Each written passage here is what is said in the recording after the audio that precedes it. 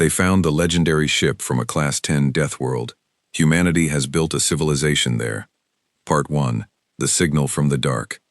The stars did not care about the people who looked at them. Commander Yara Solis had learned that a long time ago.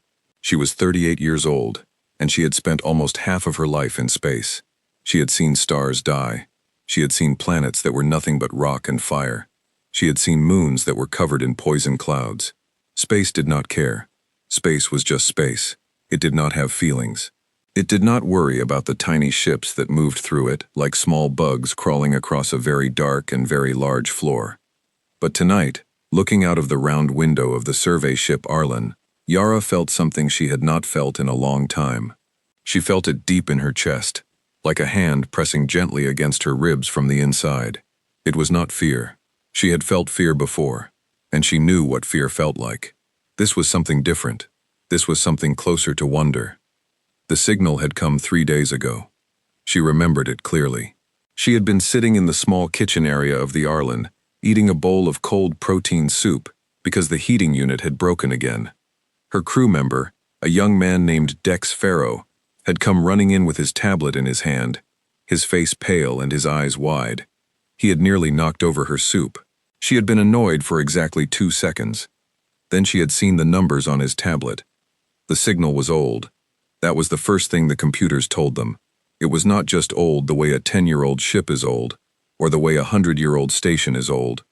It was old in a way that made the computers run the calculations 3 times because the first 2 times the results came back, and nobody believed them. The signal was approximately 12,000 years old. 12,000. The number sat in Yara's mind, like a stone thrown into still water, sending ripples out in every direction. No human technology had existed 12,000 years ago. Humans 12,000 years ago had been living in small groups, scratching pictures on cave walls, learning how to plant seeds in the ground. They had not had radios. They had not had computers. They had not had ships. They had not had anything that could send a signal across space, which meant the signal had not come from humans. The Arlen was a small ship. It had 7 crew members, including Yara. It was built for mapping work, going to quiet corners of explored space, and drawing the star charts more carefully, filling in the small details that the big survey ships did not have time for. It was not built for adventure. It was not built for discovery. It carried no weapons. It carried no soldiers. It had 1 small medical bay, a kitchen, a common room, 4 shared sleeping areas, a bridge, and an engine room. That was all. But the signal was coming from a direction that was still inside their range, and Yara had made the decision without even really thinking about it. She had gone to the bridge, sat in her chair, and changed their course. Then she had called the crew together and told them what she had done and why. Nobody had argued, not even Specialist Petra Chen, who was usually the first one to point out problems and risks and things that could go wrong. Petra had just looked at the numbers on the screen and then looked at Yara and nodded slowly. That was when Yara had known, really known, that this was something real. They had traveled for 3 days. Now they were here. Here was a star system that was listed in the survey records as Delta Cova 14. It was not an exciting name. It was not a name that anyone had ever paid much attention to. It was a medium-sized yellow star, a bit smaller than the sun that Earth orbited, with 6 planets around it. The survey records said it was uninteresting. No breathable atmospheres, no useful minerals in large quantities, nothing worth sending a ship to look at more closely. The survey records were wrong. Or rather, the survey records had been made from far away, with equipment that was not looking for what was actually there. The survey ship that had catalogued Delta Cova 14 had spent perhaps 3 hours on it, scanning from a distance, checking the basic readings, writing down the basic numbers, and then moving on to the next system on the list. It had not looked closely. It had not stayed long enough to notice. The 4th planet from the star was the one the signal was coming from, and the 4th planet from the star was not what the survey record said it was. From far away, from the distance where the old survey ship had looked, the 4th planet looked like a dead world. It was large, about twice the size of Earth. Its surface appeared dark and rocky, with thick clouds covering much of it. The atmosphere readings from a distance suggested something unbreathable and possibly toxic. There were signs of extreme weather. The survey ship had marked it as a Class 10 hazard world and moved on without a second thought. A Class 10 hazard rating was the highest rating that existed in the survey system. It meant that the world was considered extremely dangerous and not worth further study. Class 10 worlds had environments that could kill a human being in seconds. Some of them had storms that never stopped. Some of them had gravity so strong it would crush a person flat. Some of them had atmospheres made of acid.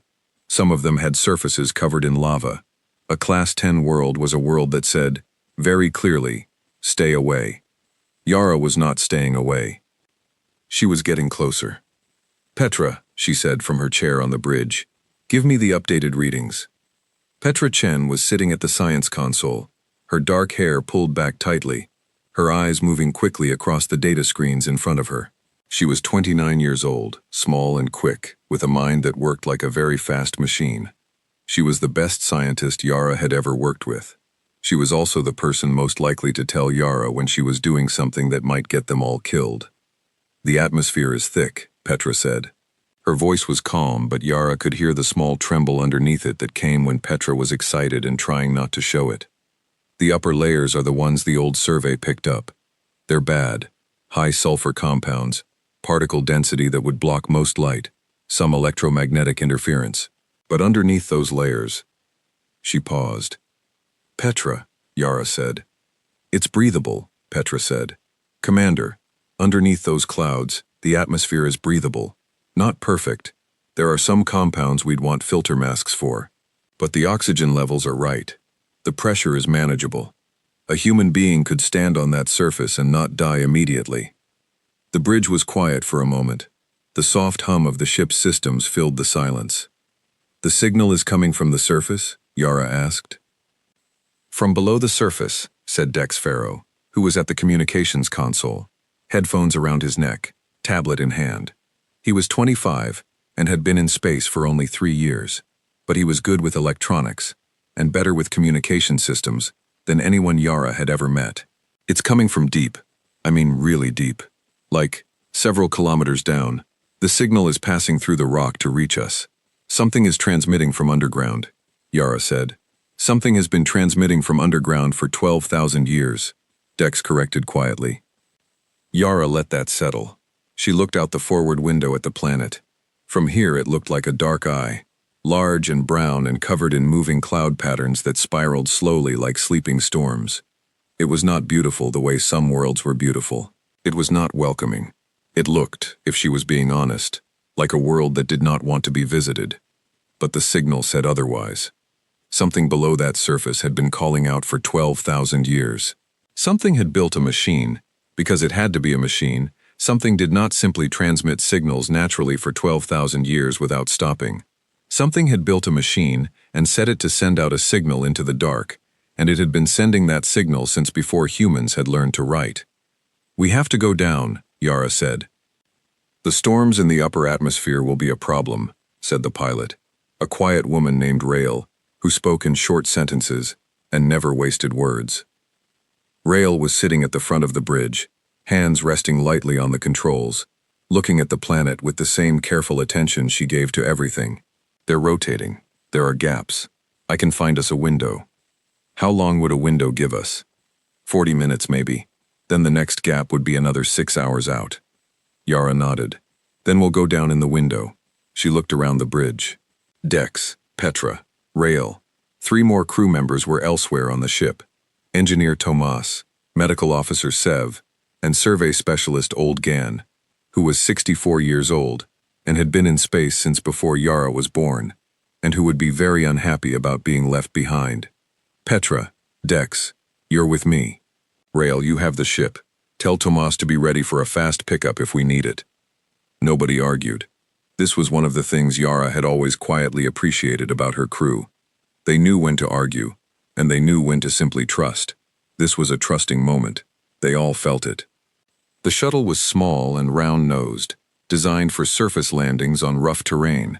It was called the Skip, which was not a dignified name, but was the name the crew had given it a year ago when it had skipped across the surface of an icy moon during an emergency landing and come out fine, which had surprised everyone. The Skip had been through worse things than bad weather. Yara hoped. They dropped through the upper atmosphere in 47 seconds of bone-rattling, vision-blurring turbulence. The shuttle shrieked and shook, and the lights flickered twice. Dex made a sound that was not quite a scream. Petra said nothing at all, which meant she was either very calm or very terrified, and both looked the same on her face. Yara kept her hands on the controls and her eyes on the instruments and did not think about anything except the numbers. Then they were through. Below the storm layer, the air was different. It was thick and hazy, like looking through old, dusty glass. The light that came through the cloud cover was dim and yellowish, giving everything a strange color, like the world was living in a permanent afternoon just before a storm. The ground below them was dark rock, mostly flat, with occasional ridges and broken areas where the stone had cracked and shifted over time. Yara flew them toward the signal. From the air, the source location looked like nothing. It was a section of rock that looked the same as all the other sections of rock around it. Dark, flat, cracked in places. If you did not know that something was down there, you would fly over it and see nothing. But Dex's instruments were pointing straight down. Rail found them a place to land that was level and firm. The skip settled onto the ground with a soft thump. The landing legs extended. The engines wound down to a low idle. Yara sat for a moment in the silence. "Are we ready?" she said. "No," Dex said honestly. "Good answer," Yara said. "Let's go." They suited up. Full environment suits. Not because the outside air was immediately deadly, but because Petra had recommended caution, and Yara had agreed. The suits were white and slightly bulky, with helmet visors that could switch between different viewing modes. They carried lights and scanners, and a small set of basic tools. The hatch opened. The outside air came in, just briefly, before the suits sealed them off from it. It smelled, Yara thought, like very old stone, and something else she could not quite name. Something metallic, maybe. Something distant. They stepped out onto the surface of the Class 10 world. The ground was harder than it looked. Their boots left only shallow marks in the dark rock. The sky above them was the color of a bruise, dark purple and brown and yellow all mixed together, with the cloud cover moving slowly above them. The light was dim but sufficient. They could see clearly enough without their suit lights. The signal was coming from beneath their feet. Petra was already on her knees, pressing a scanning device against the rock. Her gloved fingers moved carefully across the surface. "The rock here is different," she said over the suit communicator. "Chemically, there's something in it, some kind of material worked into the stone. It's not natural." "Someone put it there?" Dex said. "Someone put it everywhere," Petra said. "This whole area. The material is distributed through the rock in a pattern. It's not random. It's arranged." Yara crouched beside her and looked at the rock. It looked like ordinary dark stone, but she noticed now, looking carefully, that the surface was slightly too smooth in places, that there were very faint lines in it, so faint she would have thought they were natural cracks if she had not been looking for them. Lines that went in patterns. Lines that curved and crossed and connected in ways that natural rock did not. "It's a structure," Yara said. "We're standing on top of a structure." "Or inside one," Petra said. "The material goes down. Very far down. This is just the surface layer." "Can we get in?" Yara asked. Petra stood and walked slowly across the rock, scanning as she moved. Dex followed her, watching his instruments. Yara watched them both, and watched the sky. The window Rail had given them was already shrinking. They had maybe 30 minutes left before the storm layer came back around. "Here," Dex said. He had stopped about 20 meters from the shuttle. He was pointing at a section of rock that looked, to Yara's eyes, exactly the same as every other section of rock around it. "The signal is coming up strongest right here, and look at this." He pressed his hand against the rock. The rock pressed back. It moved. Not much, just a fraction, just enough to feel. But stone did not move when you pushed it. Stone did not give when you pressed your hand against it. The thing that looked like stone moved. Yara walked over and pressed her own gloved hand against it. She felt it. The slight give. The subtle resistance of something that was not solid, that was designed to respond to pressure. She pushed harder. A sound came from beneath the surface. It was low and deep, a kind of resonant hum, felt more in the chest than heard with the ears. The rock, the thing that looked like rock, began to change. The lines that Yara had noticed became more visible. They glowed, faintly, with a soft green-white light. The pattern that she had seen only as lines became something else, became something that looked almost like writing, except it was writing in a language that no human had ever invented, a language made of curves and intersecting arcs and dots of light. And then, slowly, silently, the surface opened. It did not crack or break. It did not swing like a door on hinges. It simply changed. The material rearranged itself, pulling back and apart, creating an opening in the rock that had not been there before. An opening wide enough for a person to step through. Steps, cut from dark material, led downward into darkness. Yara looked at Petra. Petra looked at Dex. Dex looked at Yara. Yara turned on her helmet light and stepped forward. The steps went down for a long time. They walked for what felt like several minutes, descending in a gentle curve, the material of the walls around them smooth and dark and faintly warm under their gloved hands when they touched it. The walls had the same faint pattern of light in them, the same green-white glow, just bright enough to see by if their helmet lights had not been on. The air, according to Petra's suit sensors, was getting cleaner as they went deeper, cleaner and warmer. The pressure was rising slightly, but not dangerously. Then the steps ended. They came out into a space so large that their helmet lights did not reach the far walls or the ceiling. They stood on a kind of platform above a vast open area, and they could look out over it as their eyes adjusted. The green-white light of the walls and the structures below them provided just enough illumination to understand the scale of what they were looking at. It was not a room, it was not a hall, it was a space the size of a small city. Below them, stretching out in every direction, were structures. Buildings, perhaps, though they did not look exactly like any buildings Yara had seen. They were organic in shape, curved and flowing, built from the same dark material as the walls and the steps, all of them glowing with the faint internal light. They rose to different heights, some as tall as 3-story houses, some shorter, some tall as office buildings. Between them were what might have been streets, or paths, or channels for something that no longer flowed. The whole space had the feeling of something that had been living, and busy, and full of movement and sound, and that was now very still, and had been very still, for a very long time. At the center of the vast space, there was a ship. It was unmistakable, even though it was unlike any ship Yara had ever seen, even though it was bigger than anything she had ever seen in an enclosed space, even though its design was so foreign and so strange that her brain kept trying to find familiar shapes in it and failing. It was clearly, undeniably a ship. It was enormous. It was perhaps 1/2 kilometer long, or more. In the dim light and the vast space, it was hard to judge distances accurately. Its hull was smooth and dark, and unlike everything else in the space, it did not glow.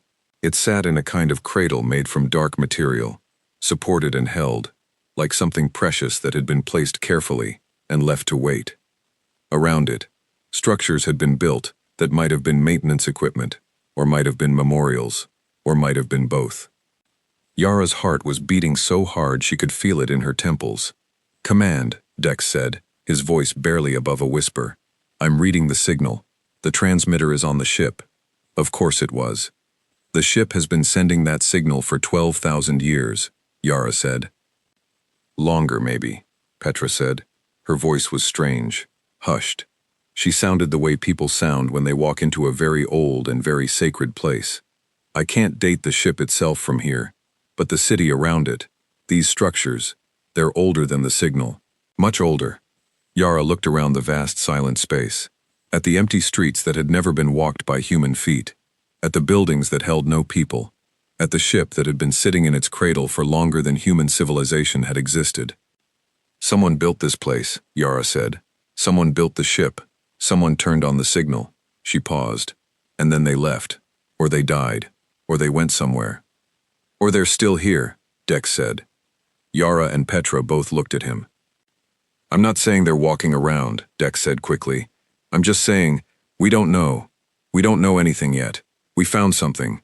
We found something really, really big, but we don't know what it means." He was right. Yara knew he was right. The easy thing, the human thing, was to look at this vast and silent space and fill it with stories. The story of a great people who had died, the story of a warning, the story of something lost. But the truth was that they had been here for less than 10 minutes, and they knew almost nothing. "We need to come back," Yara said. "Properly, with more equipment, with people who know how to study this." She looked at the ship in the center of the space, sitting in its cradle in the dim light. "And we need to not tell everyone about this. Not yet. Not until we understand it better."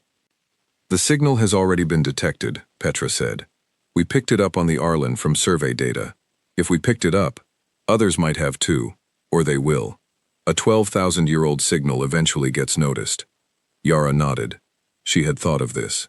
She had pushed the thought away, and it had come back. "How long until the storm window closes?" she asked. 12 minutes, Rael said in her ear, from the ship above. "We're coming up," Yara said. She looked at the ship one more time. In the dim light, its dark hull absorbed everything and gave nothing back. It sat in its ancient cradle and said nothing. It had been saying nothing for 12,000 years, except for the signal, and the signal had only ever said one thing. "Here, here, here, here. We are here." They climbed back up the stairs. The opening in the surface closed behind them without making a sound, as smoothly and silently as it had opened. The faint lines of light faded back into the appearance of ordinary rock. The storm layer was beginning to drift back overhead, the clouds thickening and darkening above. They ran back to the skip, the hatch sealed. Rael lifted them off the ground before Yara had even fully reached her seat.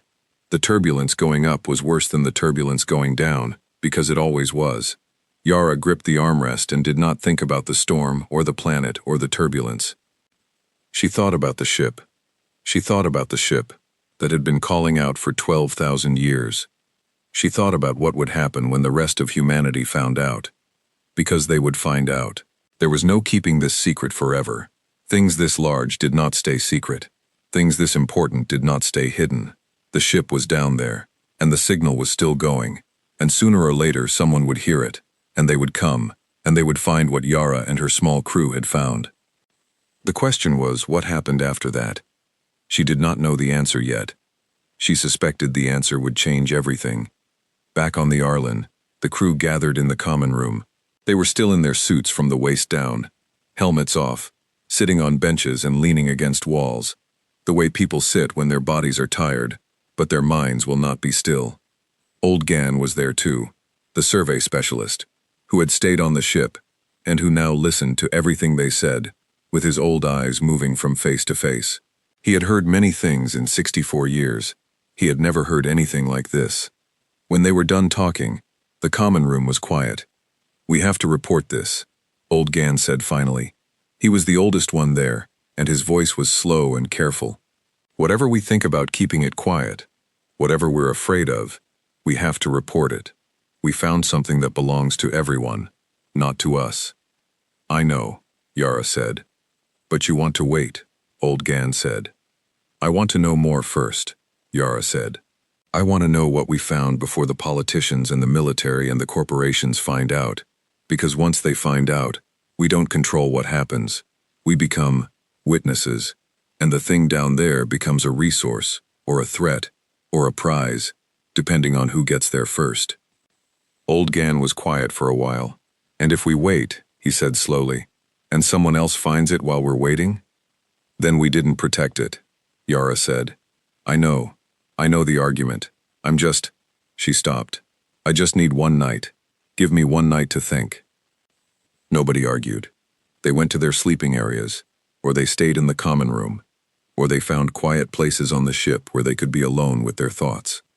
Yara went to the bridge and sat in her chair in the dark and looked at the planet through the window. The storm layer was thick and moving above it. From up here, it looked dangerous and dead again. You would never know, looking at it from here, that there was a city underneath it, ancient and still, with a ship that had been waiting for 12,000 years, and a signal that had finally reached someone who could listen. The signal was still coming. Here, here, here. Yara listened to it through the ship's instruments, a soft and steady pulse, like a heartbeat that had been beating since before her species had learned to speak.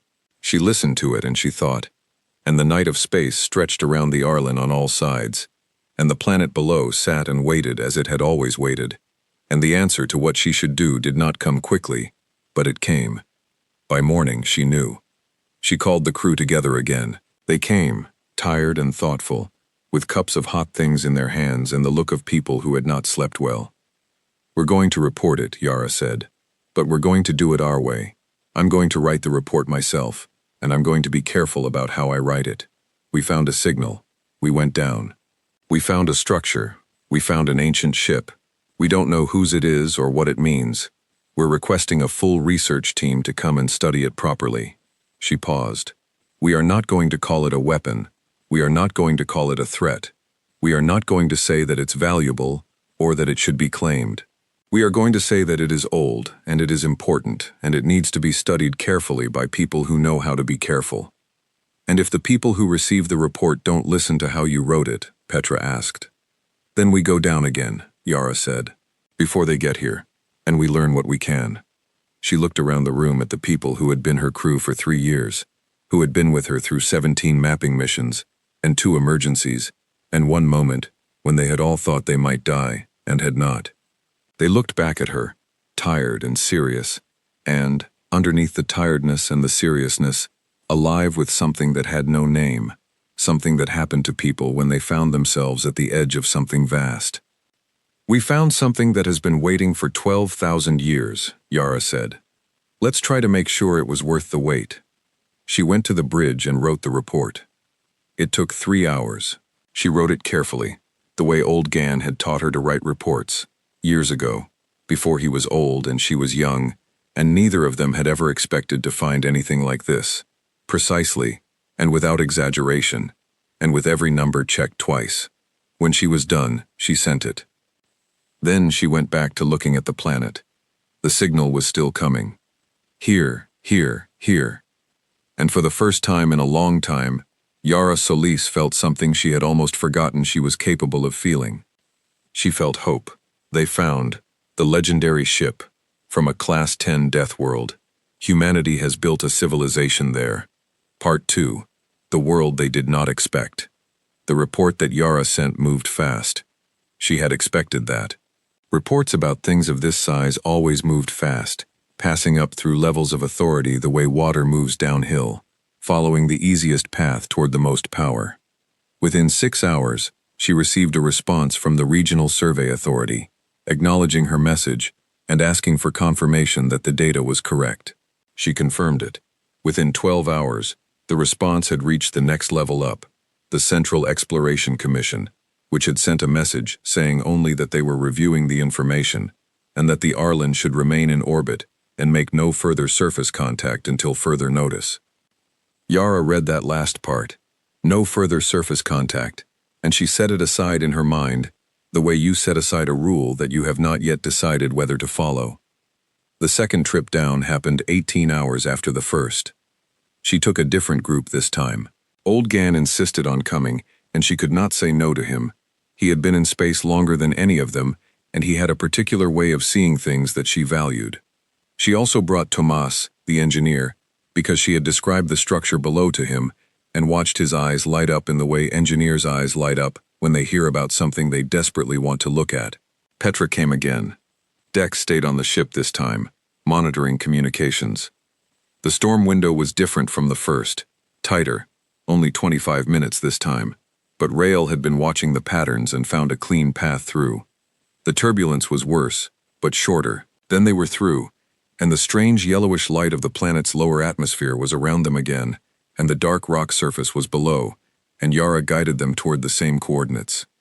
The opening in the surface came again, when old Gan pressed his hand against the right section of rock. He had been skeptical that it would work for him. He had half expected it to open only for Yara, who had opened it the first time. But the thing responded to the pressure of any hand, apparently, and the green-white lines came to life, and the opening appeared, and the steps led down. They descended. This time, knowing what was coming, Yara had more attention to spare for the details. She noticed things she had not noticed the first time. The walls of the passage were not uniform. They had slight variations in texture, areas that were rougher, and areas that were smoother, patterns that she was beginning to think might not be purely decorative. The light in the walls was not static. It moved, very slowly, like the bioluminescence in a deep ocean creature, a slow internal pulse that was so subtle you could almost miss it. Something in these walls was alive, or something in these walls was still running, which was not exactly the same as alive but was close enough to it to make her feel the same kind of caution. They came out onto the platform above the vast underground city, and old Gan stopped there and did not say anything for a full minute. He stood very still and he looked, and his old eyes moved across the space below in a way that reminded Yara of the way he looked at star charts, as if he was reading something written there, something that told a story if you knew how to read it. "How old?" he said finally. "The signal started about 12,000 years ago," Petra said, "but the structures might be older. I'm working on dating them, but it's difficult without taking samples." "Take samples," old Gan said, "but carefully, and not from anything that's still glowing." It was a good rule. Yara adopted it immediately.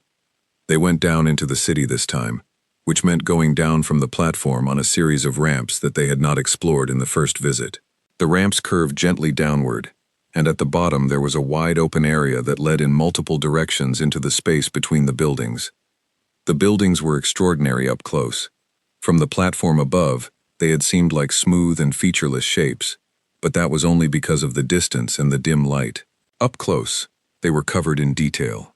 The same curving, intersecting lines that covered the surface rock were here too, more intricate and more varied, making patterns that covered every surface. Some of the patterns were simple and repetitive. Others were complex and seemed to tell some kind of story. Figures that might have been living things, forms that moved through the visual narrative of the patterns, in ways that Yara's eyes could follow even without understanding the language. "They told stories on their walls," Tomas said.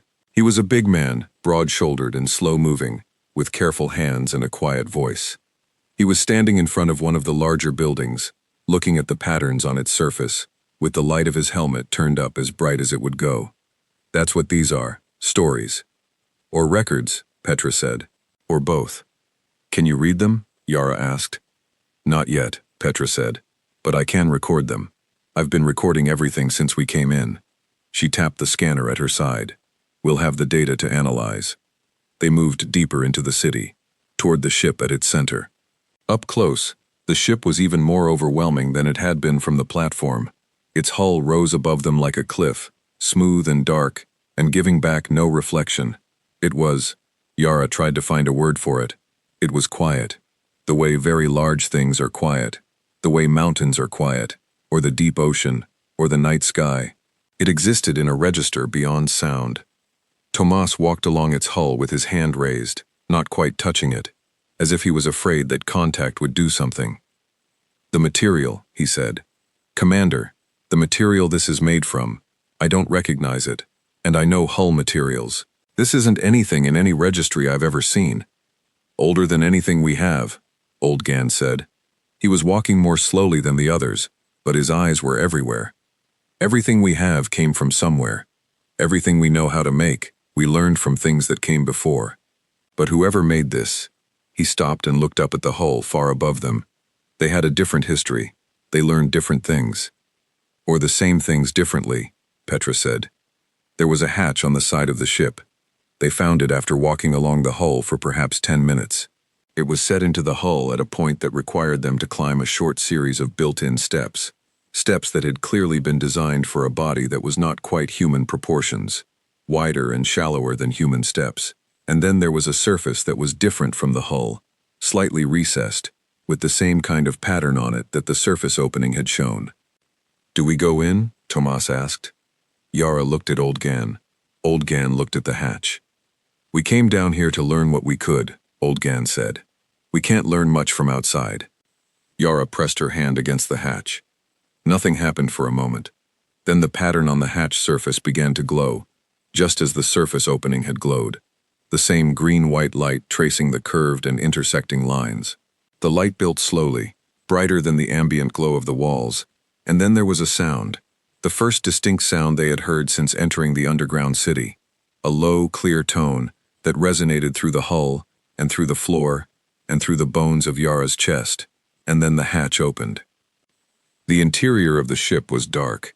Their helmet lights cut into it, illuminating a space that was clearly a corridor, narrow by human standards, though not impossibly so. The walls curved in a way that was organic, like the inside of something that had grown rather than been constructed. The same faint internal light was there, but dimmer than in the city outside. They went in. What they found over the next hour of careful exploration was not what any of them had expected. It was not a warship.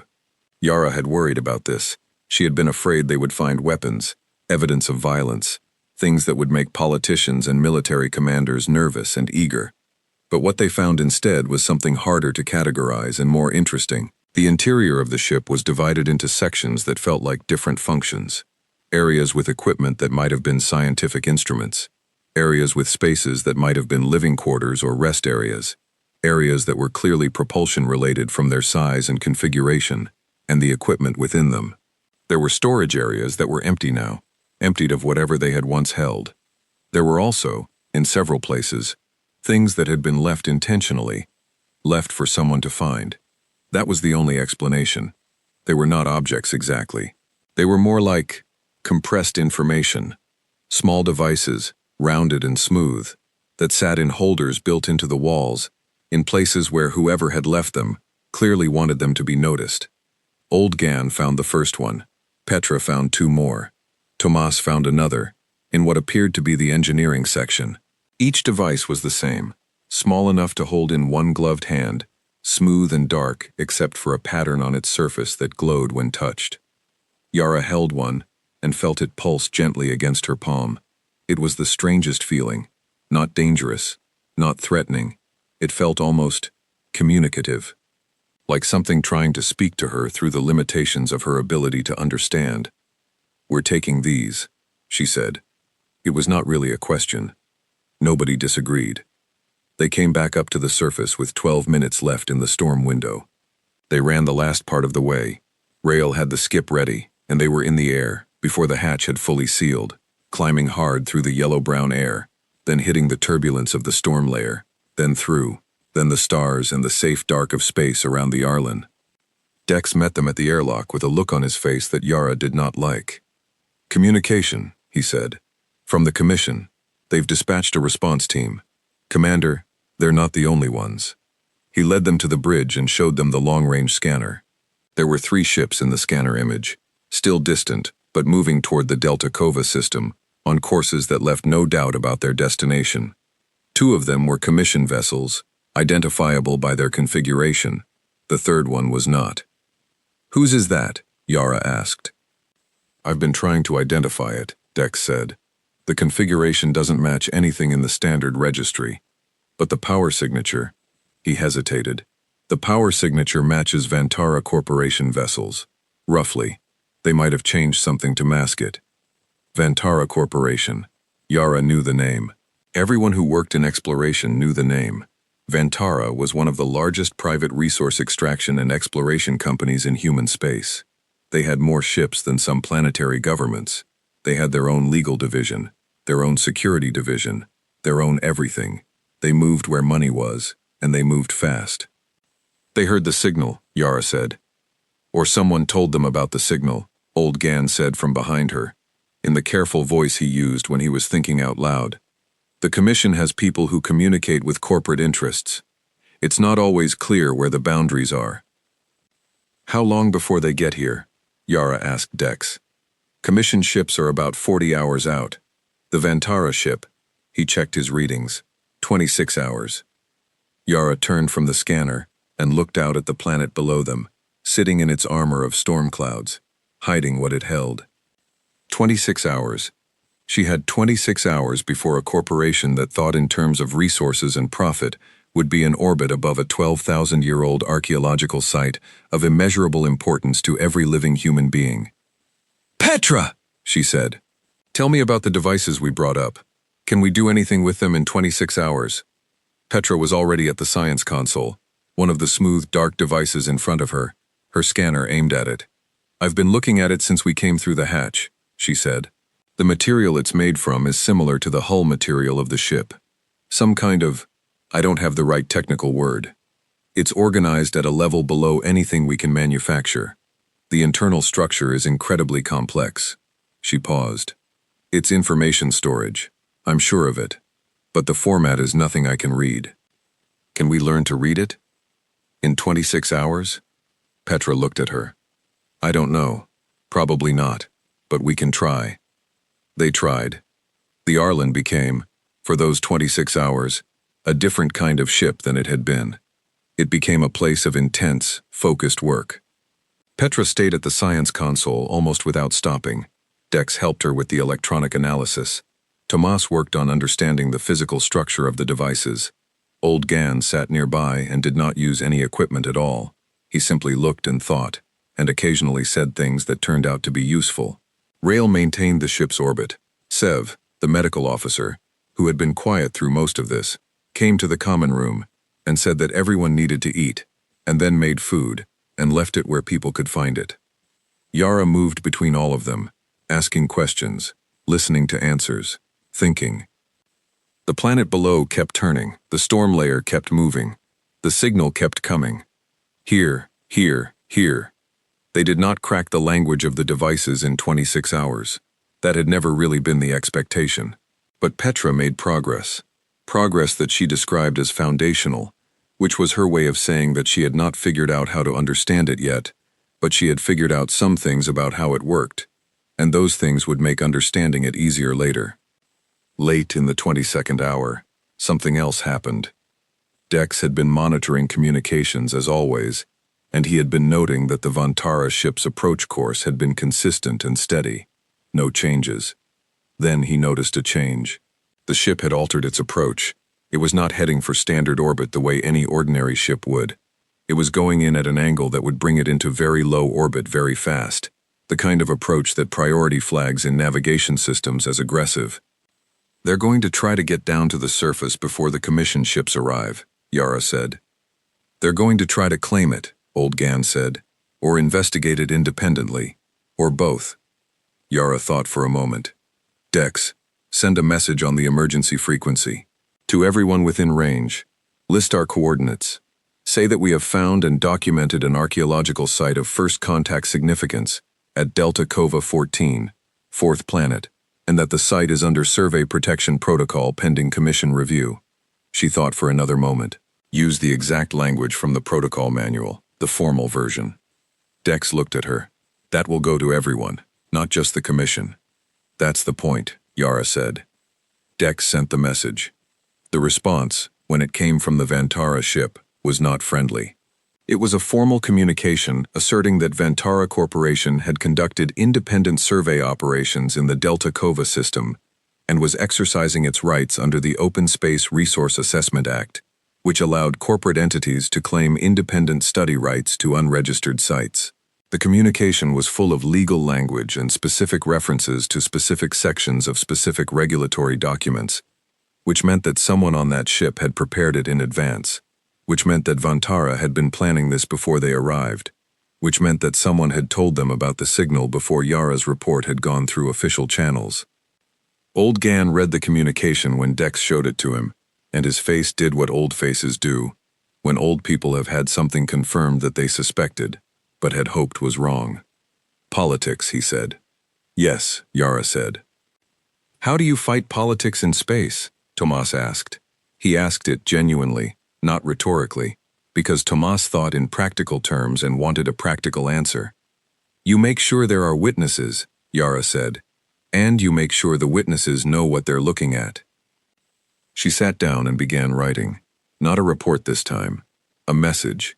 She sent it to 15 different addresses, scientific organizations, academic institutions, news networks, 3 different government authorities, representing different planetary systems. Each message said the same thing, in language she tried to make as clear and direct and simple as she could. We have found something important. We have found something that belongs to everyone. Here is the data. Here is the evidence. Here is the location. Here is what is at risk if we do not act carefully. The Vantara ship reached orbit 8 hours before the commission ships. It did not immediately go down to the surface, which surprised Yara until she thought about it and realized that they were probably waiting to see how things developed. They were waiting to see if Yara's messages had reached anyone who would respond. They were waiting to see if the legal situation would shift before they committed to action. They were watching. Yara watched back. In the hours that followed, the responses to her messages began to come in. Some were from people she had contacted directly. Others were from people those people had contacted. The data she had included, the signal readings, the scanner images from below the surface, the recordings Petra had made, was spreading. She could see it spreading, message by message, the circle of people who knew growing wider with each passing hour. When the commissioned ships arrived and established orbit, their commander, a tall, severe woman named Director Haas, who appeared on the communication screen with the expression of someone who had not slept and was not pleased about it, spent the first 10 minutes of their call making clear that Yara had violated several protocols by going to the surface without authorization and was going to face an official review. "That may be," Yara said, "but I needed to know what was down there before I reported it. And now you know too." Director Haas looked at the data that had been transmitted. She looked at it for a long time. "You understand," Director Haas said finally, "what this means?" "Tell me what you think it means," Yara said, because she wanted to know what the commission saw when they looked at it. "It means," Director Haas said slowly, "that we are not alone, or that we were not always alone, and that somewhere on that planet there is evidence of who was here before us." She paused, "and that our friend from Vantara Corporation is parked in this same orbit and has apparently already filed a resource assessment claim." "Yes," Yara said. "That cannot happen," Director Haas said. There was something in her voice now that had not been there before. Something firmer. "I don't care what legal arguments they make. That site cannot be claimed as a resource." "I agree," Yara said. "It was the beginning of something. Not an alliance exactly." Yara did not fully trust Director Haas, who was a political creature in a way that Yara was not. But it was the beginning of a shared purpose, and shared purposes, in Yara's experience, could hold up under quite a lot of pressure if the purpose was clear enough. Below them, the planet turned. The storm clouds moved. The signal continued its patient call. "Here, here, here." On the fourth day after the Arlen had first heard the signal, 3 more ships arrived. One was a science vessel from the Kepler Institute, responding to Yara's messages. One was a news network ship, which Yara had expected. One was a government vessel from the New Meridian system, whose representative contacted the Arlen directly and introduced himself as a policy advisor named Ro Chen, no relation to Petra, who said he was there to observe and report to his government, and who seemed genuinely more interested in the situation than in claiming any part of it. The Vantara ship remained in orbit, watching. They had not gone to the surface. Their legal team was apparently still working through the question of whether the resource assessment claim would hold up. So far, it seemed that the public attention that Yara's messages had generated was making them cautious.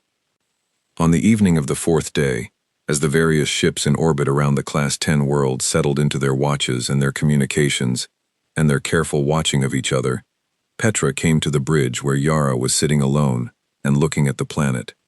"I made some progress on the device," Petra said. She sat down at the science console and turned it so Yara could see the screen. "Not enough to understand the language, but I found something else. Look at this."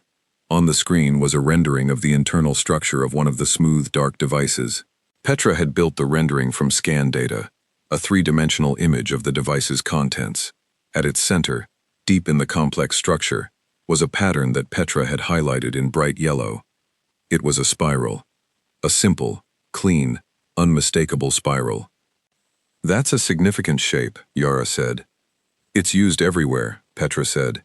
"In the ship's hull patterns, in the building patterns in the underground city, in the opening mechanisms.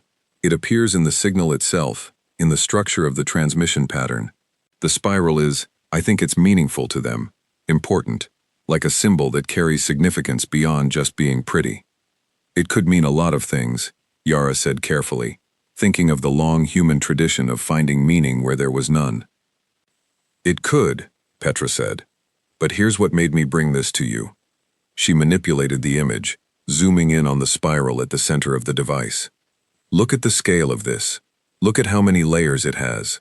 Look at how far down it goes. Yara looked. The spiral went deep into the device's structure, far deeper than the scanning resolution she would have expected to reach. And as she looked, she began to understand what Petra was showing her. The spiral contained information, layer upon layer of it, compressed in a way that was far beyond anything human technology could currently produce. This small object, small enough to hold in one hand, contained what Petra was estimating might be the equivalent of hundreds of years of data at human storage densities. The whole history, Yara said softly. Maybe, Petra said, or something close to it. Commander, whoever they were, whatever happened to them, they left records.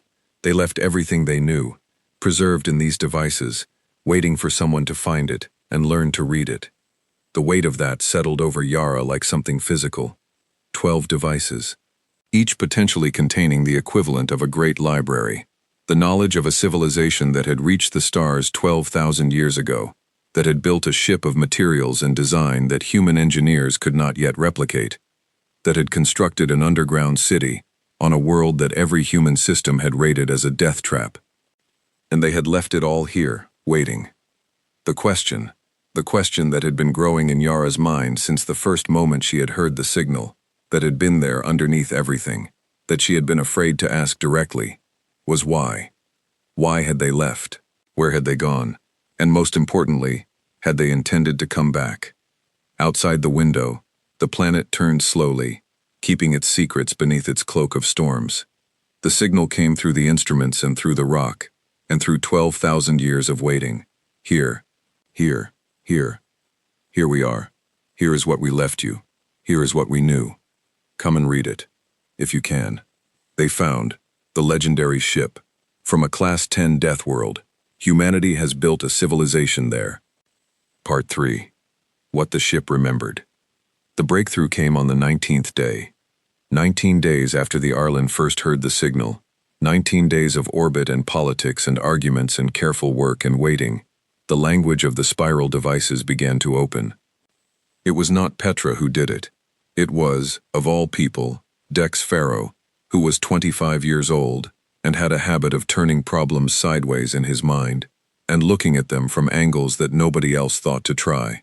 He had been working with the communication patterns, the structure of the signal itself, for most of those 19 days, in between his regular duties and sometimes instead of sleep, because Dex was the kind of person who could not stop thinking about something once it had its hooks in him. He found that the signal was not just a location marker. This was the thing that changed everything. Everyone had been treating the signal as a simple beacon, a pulse that said here, a transmission that had no content beyond its own existence, beyond the fact of it being sent. Come here, find this place. That was what they had all assumed. And so the devices had been treated as something separate, objects to be studied on their own terms, a puzzle apart from the pulse. But the signal and the devices were the same thing, or rather, the signal was a key and the devices were locks, and without the key, you could study the locks forever and not open them. And Dex had found the key because he had been sitting at his communications console at 3 a.m, listening to the signal, the way he sometimes did when he could not sleep. Just listening, the way you might listen to music or rain. And he had noticed that there was a pattern buried in the signal that was not the signal itself, a secondary structure under the primary transmission, subtle enough that the automatic analysis programs had treated it as interference and filtered it out. He had unfiltered it. He had played it back. It was a sequence, a mathematical sequence, repeating, but structured in a way that was itself the beginning of a language. It was the same as what humans had theorized for generations about how you might communicate with something that had no shared culture or history. You start with math. You start with something true in any universe. You start with patterns that have to mean something to any mind capable of recognizing patterns. The sequence told them how to read the devices. Not completely, not all at once, but it was the beginning, and with a beginning, Petra could build the rest. She had been the one waiting for this.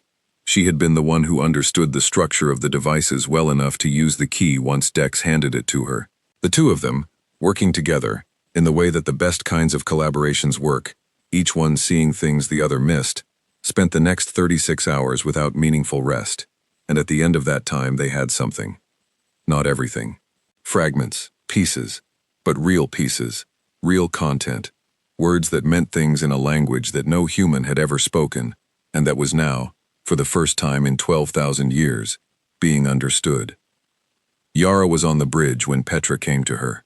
She could tell immediately that something had happened, because Petra's face had a quality to it that it almost never had. She was not controlling her expression.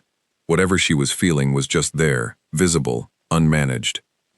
"Sit down," Petra said to Yara, which was unusual, because Petra was not the kind of person who told Yara what to do. Yara sat. Petra sat across from her and opened her tablet and held it so Yara could see. On the screen were fragments of text, reconstructed and translated text, rough and incomplete, with many gaps marked by brackets full of question marks, but text, human words standing in for alien concepts, an approximation, certainly imperfect, certainly missing nuances and meanings that would take years to fully understand, but a translation. "Read," Petra said. Yara read. The fragments were disjointed. They came from different sections of different devices, and they were incomplete, and the translations were rough, and there was so much still unknown, but a shape emerged from them, the way a shape emerges from pieces of a broken object, telling you what the whole thing once looked like, even when you can only see the fragments. The people who had built the ship had no name that translated easily. The closest approximation, Petra said, was something like the Knowing Ones or the Far Walkers, or simply the Builders, depending on context. They had been a spacefaring civilization for, the number was hard to translate but the fragments suggested, perhaps 50,000 years before the signal was set. They had visited many star systems, they had found life on many worlds, but intelligent life only rarely, and nothing that reached out to them as an equal, nothing that could talk to them. They had been alone for a very long time. Then something had changed. The fragments were less clear here. The events that the devices recorded in this section were clearly important. The translated text had a quality of heightened urgency, of great significance, that came through even in the rough approximation of the language. But what exactly had changed was not yet clear. Something had come from outside, something that was not from any star they knew, something that had changed the situation in a way that required what they called, and here the translation struggled badly, a departure that was also a preparation, a leaving that was also a leaving things behind for someone else. Yara read that part twice. They knew someone would come, she said. They expected someone to come, Petra said. Eventually. Not necessarily humans, not specifically, but someone. Something. They believed that the universe was not empty, that other minds would grow and spread and eventually reach this place. She paused. They did the math, in a way. Population dynamics of intelligence across cosmic timescales. They reasoned that if they had arisen, others would arise. And they wanted those others to find what they left. Why? Yara asked. Petra looked at her. That's in the parts we haven't translated yet. The why was the most important thing. Yara felt it as a certainty that sat in her bones. Everything else was context. The why was the core. The politics of the orbit outside the Arlen had shifted in those 19 days, shifted several times, in the complicated way that politics between many parties always shifts, each movement creating new pressures in new places. The commission ships, there were now 4 of them, had established what Director Haas called a protection perimeter, and what the Vantara Corporation's lawyers called an illegal blockade. The Kepler Institute ship had landed a team on the surface and was conducting proper archaeological survey work, moving slowly and carefully, documenting everything before touching anything. 3 more science vessels had arrived from different institutions, 2 news ships, 1 government vessel from a second planetary system. The Vantara Corporation had not gone away. They had also not gone down to the surface, held back by a combination of the legal pressure Yara's messages had generated, the Commission's protection perimeter, and, Yara suspected, though she could not prove it, some uncertainty about what they would be claiming if they did. A resource assessment claim on what was increasingly clearly one of the most significant archaeological sites ever found was a very different thing from a resource assessment claim on a planet with useful minerals. It was the kind of claim that attracted scrutiny, the kind that ended careers. Vantara was still in orbit, watching and waiting for the situation to resolve in their favor. Yara was still in orbit, watching and waiting for the situation to resolve in everyone else's favor. It was the kind of standoff that could go on for a long time unless something changed. The translation changed it. Petra prepared a summary of what they had translated so far and transmitted it to every ship in orbit. She also transmitted it to every address Yara had sent her original messages to, and a few more besides. She did not ask Yara's permission. She told Yara what she was doing and why, and Yara nodded and said, "Do it." The response was fast, faster than anything that had come before. Within 3 hours, the communication channels were full of responses from scientists and academics and journalists and politicians, and ordinary people who had heard about the discovery and were following it, all of them reacting to the same thing: the news that an ancient alien civilization had deliberately left its knowledge behind for whoever came after them. Had left it as a gift. Had believed that someone would come and wanted to be ready for them. It was a different story than anyone had been telling about the discovery. Everyone had been thinking about it as a thing found, a resource, a curiosity, a scientific puzzle, a potential threat, depending on who you were and how you thought. Now it was something else. Now it was a message. Now it was one civilization, reaching across time to another and saying, "Here is what we knew. Here is what we learned. Take it. Use it. We hope you're ready for it."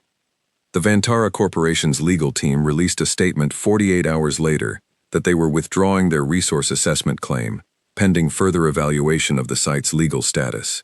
It was worded carefully to make it sound like a principled decision rather than a retreat, but everyone understood what it was. They went away, not immediately.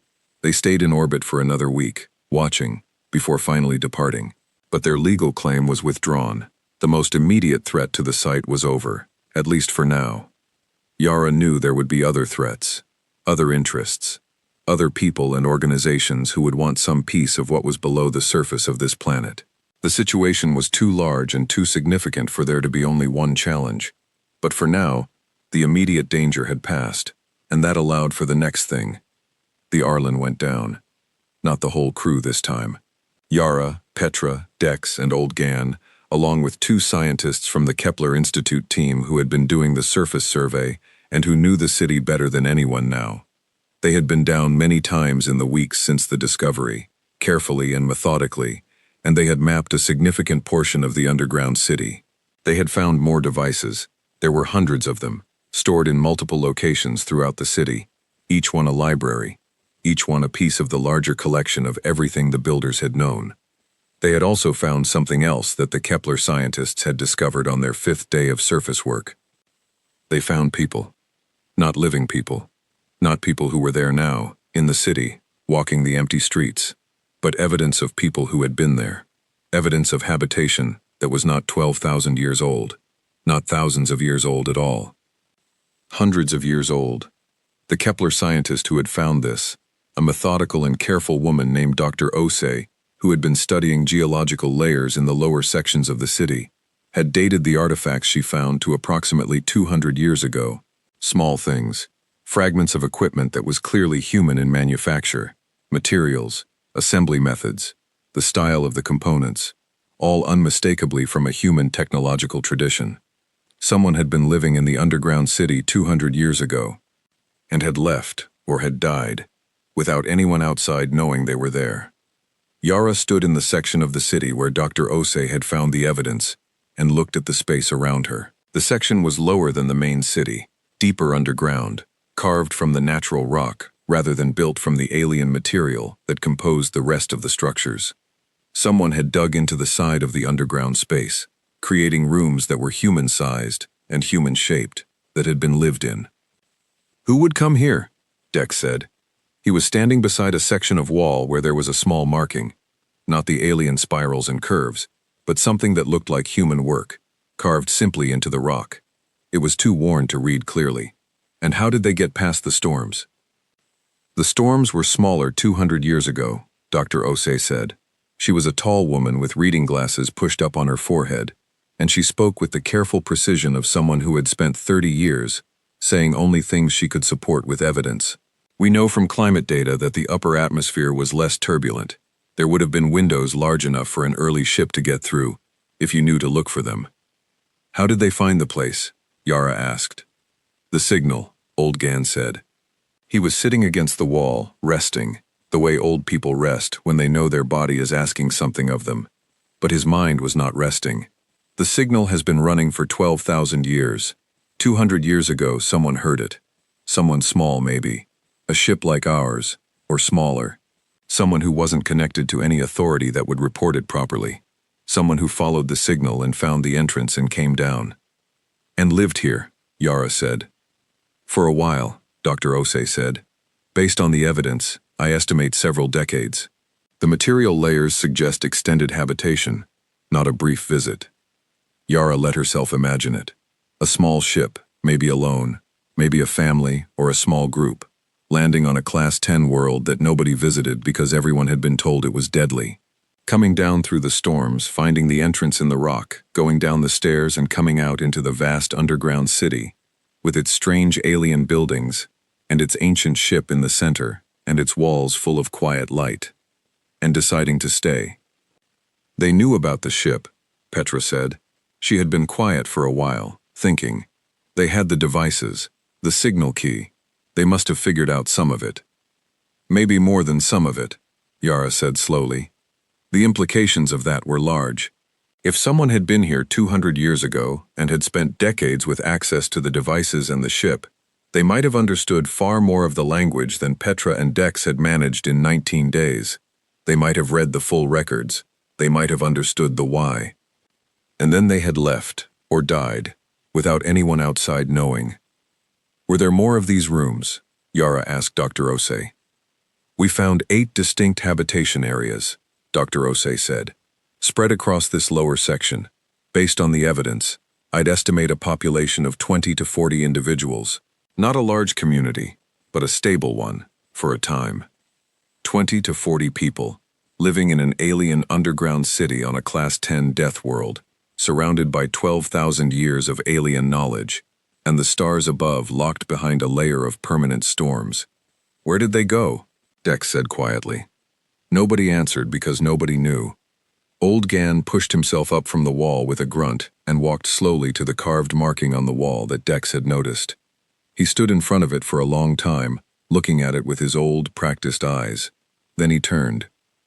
It's a name, he said, or a word that contains a name. The shape is familiar to me, though I can't say why immediately. He looked at the floor for a moment, and then he looked up. Give me time with this. I've seen something like it before. A long time ago. I can't remember where.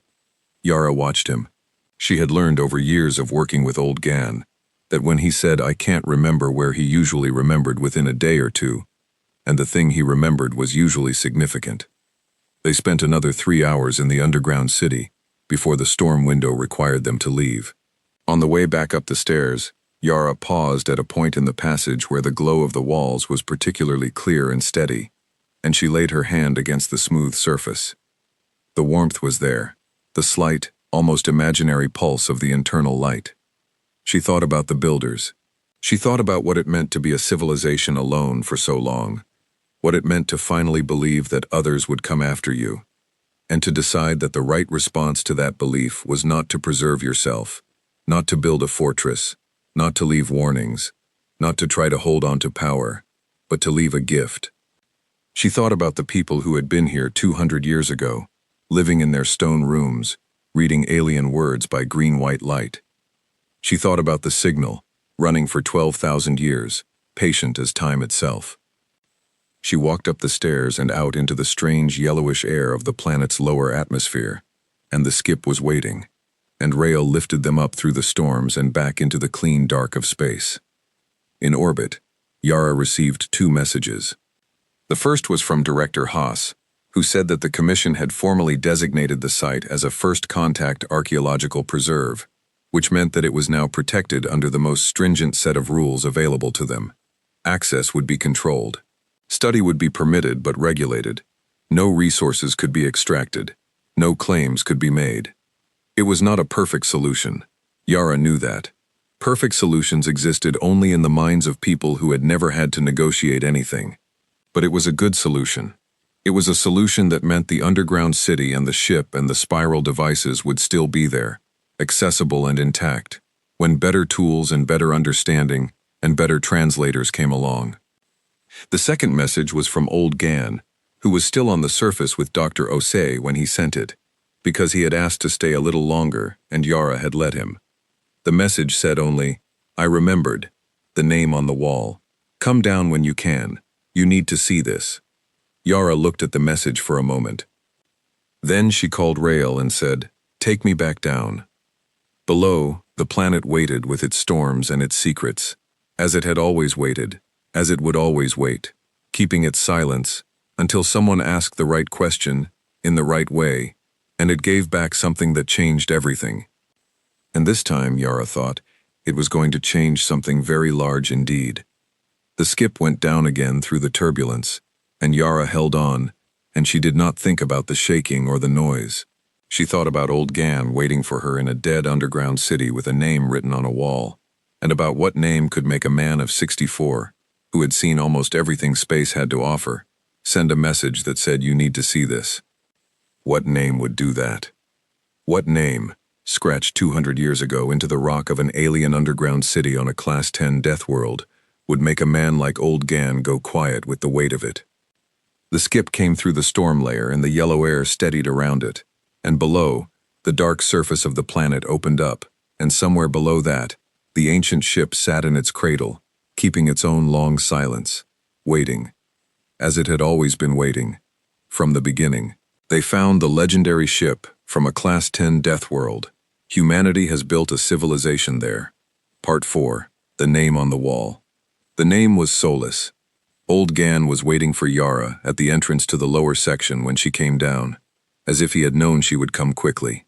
He was sitting on a flat piece of the alien material that served well enough as a seat, and when he saw her coming down the ramp, he stood up slowly, with the care of a man who was always aware of the cost of movement now, and he walked with her without speaking into the corridor that led to the human-carved rooms.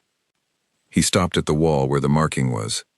He took out a light, a simple hand light, brighter than their helmet lights, the kind you used when you needed to see fine detail, and he held it at a low angle, so the light fell across the carved marks almost sideways, the way you illuminate something to see its depth rather than its surface. At that angle, the marking became clear. Yara looked at it for a long time. It was a family name, written in old-style characters, the way people had written 200 years ago when formal script was more common, when the letters were slightly more elaborate, carved with something sharp into the hard alien stone, deep enough to have survived 2 centuries of the planet's subtle movement and temperature changes, and whatever else had happened down here in that time. Solis. Her name. Not her specifically. Not necessarily. Solus was not a rare name. It was not common either, but it was not rare. There were perhaps a few thousand people in known human space who carried that name, descended from various branches of a family that had its roots in old Earth Spanish-speaking populations. Yara herself had cousins she had never met.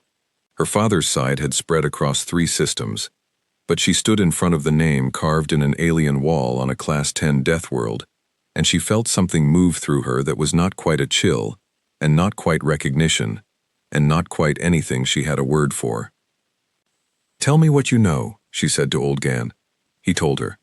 It took a while, because old Gan was a careful man who did not like to say things he was not certain of, and there were parts of this he was still working through. He talked, and Yara listened, and around them the dim green-white light of the alien city was the same as it had always been, patient and constant and old. 212 years ago, a small ship called the Constancy had disappeared. It had been officially listed as lost with all hands in a navigation accident near the outer edge of explored space, which was not an uncommon thing in those years when exploration was less careful and navigation tools were less precise, and the distances being traveled were often at the limit of what ships could safely attempt. The Constancy had been a private vessel, small, fast, carrying perhaps 30 people, and its loss had been noted and mourned by those who knew the people on it. And then the world had moved on as the world always did. Old Gan had remembered the Constancy because he had known someone who had known someone on it. A connection at that remove, tenuous, The kind of connection that attaches to your memory without your meaning it to, and stays there long after you've forgotten why. He had remembered the name. He had remembered that the ship had been known as a— his word was peculiar, and meant something between explorer and eccentric. A group of people who thought that the mapping of human space was being done too quickly and too carelessly, who believed that the standard survey methods were missing things that deserved more time and attention. The captain of the Constancy had been a woman named Delara Solis. Yara repeated the name silently in her mind. Delara Solis, 212 years ago. She was looking for the signal, Yara said. I don't know that, Old Gan said, with the precision that was always more honest than certainty. I know she was looking for something. I know that the Constancy's last filed course before it disappeared was pointing in a direction that, if you extend it far enough, brings you roughly toward this system. He paused. Roughly. Navigation in those years was imprecise, but roughly. Roughly was enough. Yara looked at the name on the wall again, Delara Solis, and the people who had lived with her in these stone rooms, for decades, in the light of an alien city, reading the spiral devices. They knew, Yara said, whatever the devices contain, the why that we haven't translated yet, they knew it. They spent years here reading it. They had time. And then they left, Old Gan said, or something happened to them. 30 to 40 people, Yara said. They were here for decades, and then they were gone, and nobody outside knew they were ever here. And the ship they came in— She stopped. Where is their ship? Old Gan and Yara looked at each other. They found Dr. Osei and Petra, who were in another section of the lower area, documenting the habitation evidence, and they asked them the same question. The survey teams had been focused on the alien structures and had not thought to look for a human ship, because the assumption had been that whoever had been here had eventually left. But if they had left in their ship, and if they were still here, if they had died here, where was the Constancy? Not on the surface. The Kepler Institute team had done a thorough surface survey and found nothing, which meant it was underground. They spent the next 4 hours searching the lower section more carefully than it had been searched before. What they were looking for was not something small and subtle. A ship, even a small one, was a significant object. It would not be easily hidden. They found it by following a passage they had seen before but had not explored, a passage that angled downward from the main habitation area and went deeper into the rock than anything else they had mapped. The passage was narrow, single file only, and it went down for a long time. Further than the main city was below the surface, and at the end of the passage was a space that the builders had not made, a space that had been carved by human hands with human tools into the natural rock of the planet. The Constancy was there. It had been lowered into the carved space, which had been made just large enough to hold it, and then the rock above had been, not sealed, but filled, material placed back loosely, so that over 2 centuries it had compacted and become almost indistinguishable from solid rock. You would not know the ship was there unless you knew where to look, and even then you would only find it by finding the passage first. The ship was old. 200 years of sitting in the rock had not been kind to it, and the rock's slight movements over time had pressed against the hull in places. But it was intact. The hull had not been breached. The door was sealed. The systems— When Tomas, who had come down when he heard what they had found, examined them from the outside, showed no power remaining, which was expected, but showed no catastrophic failure either. Tomas stood in front of the door for a long time, running his diagnostic tool over the hull and the door mechanisms. He was very quiet while he worked. When he was done, he looked up at Yara. They locked it from the inside, he said. The door. Someone locked it from the inside and then left. So someone left, but they hid the ship. Yara thought about that. They didn't want the ship to be found, she said. Or they didn't want anyone to know they had been here, Petra said slowly. Or, Old Gan said, they didn't want anyone to come looking for them, wherever they went. Wherever they went. Yara looked at the ship in its carved stone cradle and thought about a woman named Delara Solis, 200 years ago, reading spiral devices by alien light, learning the language of a civilization that had been in space for 50,000 years before humanity had started writing. understanding things that no human being had ever understood before. And then making a decision. The ship, Yara said. The alien ship, up in the city. The one in the cradle. She spoke slowly, the thought forming as she spoke it. We've been assuming it doesn't work. We've been assuming it's been sitting there for 12,000 years, as a museum piece, a relic. But what if it doesn't? Everyone looked at her. What if, Yara said, the builders left the ship here because it still works? What if they left it here specifically for whoever found this place, to use? The silence that followed was the kind of silence that falls over a group of people when they suddenly see a thing they have been looking at from the wrong angle, and realize it has a different shape than they thought. The devices, Petra said. the knowledge, the language key and the signal. All of it was left to be found.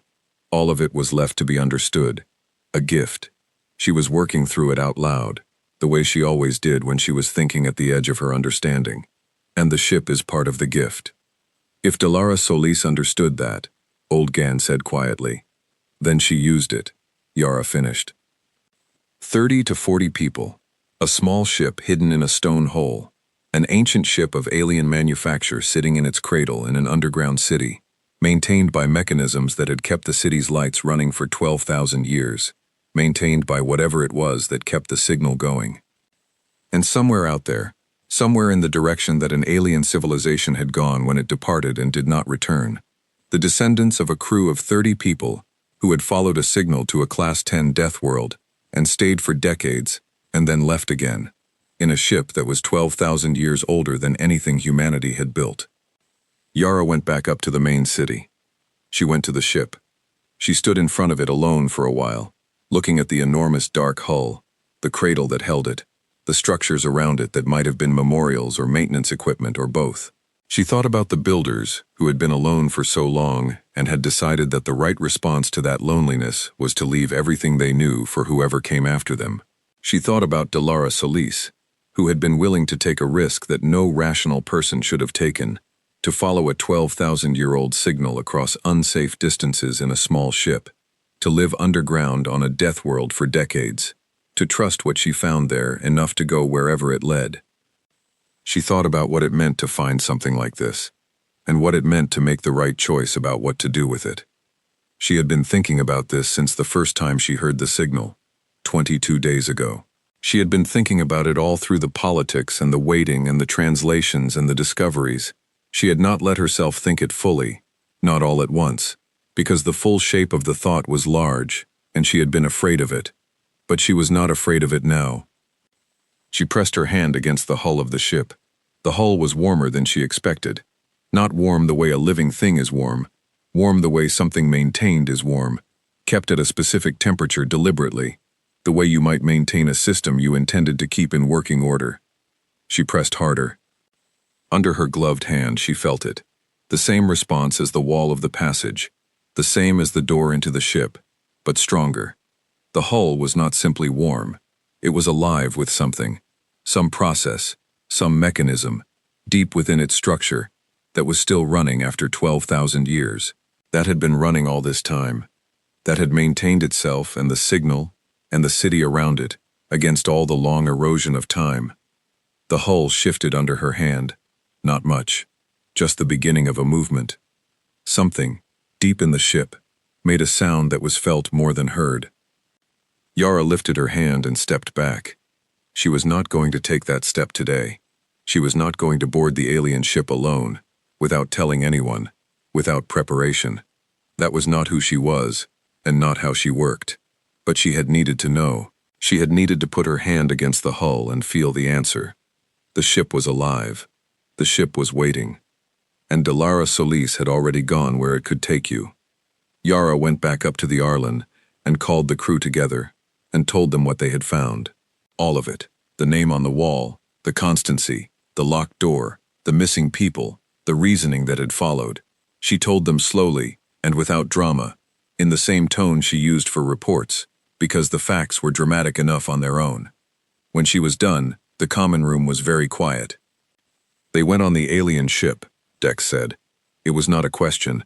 It was the thing you said when you had heard the reasoning, and the reasoning led somewhere undeniable. That's what I think, Yara said. 200 years ago, old Gan said. Where are they now? I don't know, Yara said. I don't know where the ship could go. I don't know how fast it could travel. I don't know what was in the devices that would have told Delara Solis where to go or why. She paused. But I know where some of the answers are. She looked at Petra. Petra looked back at her. Under the tiredness and the hours of work, something in Petra's eyes was bright and steady. The full translation, Petra said. The why. It's in there somewhere. Can you find it? Petra considered the question seriously, the way she considered everything. I think so, she said. I think we have enough of the language now. We've been building it piece by piece for almost 3 weeks. I think the next major section of the devices, if I prioritize the right ones, will give us what we need. How long?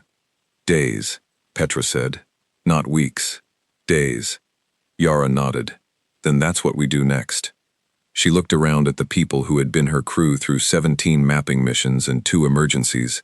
And now this thing that did not have a name yet for what it was. The faces were tired and thoughtful and alive in the way that she recognized as the particular aliveness of people at the edge of something enormous, when the body knows that it is here for something it cannot yet fully see. Whatever this turns out to be, Yara said, we finish it together. All of us.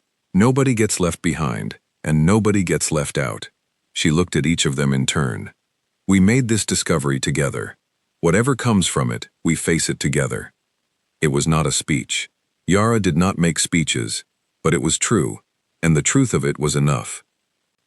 The common room settled back into work. Petra went to the science console. Dex sat with her to help. Old Gan sat with his tablet and his own long memory and thought about the constancy and Delara Solis and the shape of things he could not yet see clearly. Tomas went to check the skip's systems.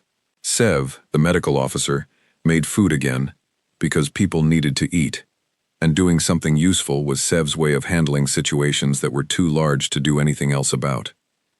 Rael sat alone on the bridge, keeping the ship in orbit, watching the planet below and the other ships around her, steady and calm, the way Rael always was. Yara went to the bridge too, eventually, and sat in her chair, and looked at the planet, and thought. The signal was still coming. Here, here, here. But now she heard it differently. Now the signal did not just say here, it said more than that. It said we were here, and now we have gone somewhere, and if you are reading this, you are ready to understand why, and where we went, is where you can go too, if you choose to. The choice was coming. She could feel it the way you feel weather approaching, not yet here but close enough to sense, the pressure changing, the air shifting, the light on the horizon not quite right, in a way that means something is coming that hasn't arrived yet.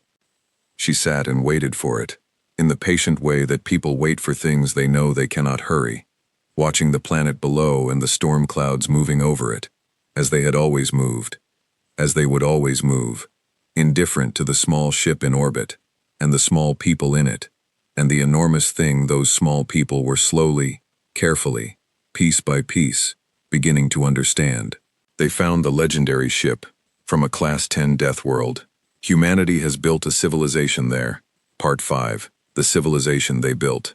The full translation came on the 27th day. Petra had not slept in 31 hours when she came to find Yara, and she had the look of someone who had been somewhere very far away and had come back changed by the distance. She did not say anything when she found Yara on the bridge. She sat down at the science console and she pulled up the translation on the large screen, and she said, "Read it." Yara read it. It took a long time. The translation was long and detailed, and even translated into human language it was strange in places, not because the ideas were incomprehensible, but because some of the ideas were large enough that the language strained to hold them, the way a small container strains when you try to fill it with something that does not fit. But the core of it was clear. The core of it was, in the end, simple enough. The builders had discovered something. Not the something that everyone who had been following the story from the outside was afraid they had discovered. Not a weapon, not a threat, not an enemy. What the builders had discovered was something they had spent 50,000 years preparing for without knowing it. Something they had been working toward without having a name for it. Something that was, in the reading of it, So large and so important that Yara had to stop twice and look out the window at the planet and the stars and remind herself that she was a real person in a real place and not reading a story that someone had made up. Space was older than they knew.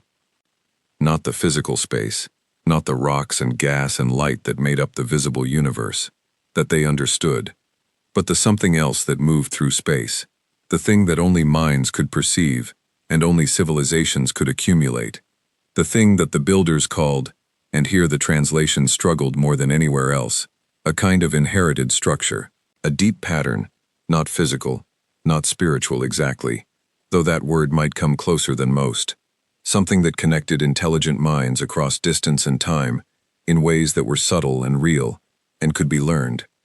The builders had learned to navigate it, not physically, not by moving through space from one point to another, but by understanding it, by understanding the deep pattern. They could send themselves in a way that was beyond the movement of bodies through distance. They had been building toward this for 50,000 years, without knowing that was what they were building toward, and when they understood it at last, they had a choice. They could stay, go on as they had been, moving through physical space, mapping and learning and being alone, in the way that very old civilizations are alone, when there is nothing around them that can keep up. Or they could go. Go somewhere that was not a place exactly. Go where the deep pattern led, go together, as everything they had ever been, carrying everything they had ever learned, into something they could not fully describe except in the metaphor of what it was not.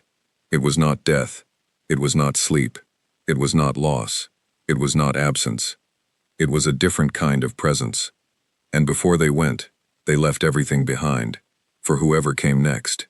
For the next mind, the next civilization, the next reaching outward that would happen in the fullness of time, because the builders had worked out the mathematics of intelligence in the universe, and they believed absolutely that other minds would arise, that consciousness was not an accident but a pattern, and that the universe was not empty, but was full of life waiting to become aware of itself. They left the knowledge, they left the ship, they left the signal, and in the final section of the devices, the section that Petra had reached last, that was the end of the gift, they left something that was not a message. It was an invitation. Come and find us. When you are ready, come and find us where we have gone, and we will know you, and we will not be strangers. Yara finished reading, and sat for a long time in the quiet of the bridge. Petra sat across from her, watching her face. How do they go? Yara asked finally. How do they reach the deep pattern? Can we do it? The ship, Petra said. The ship knows how.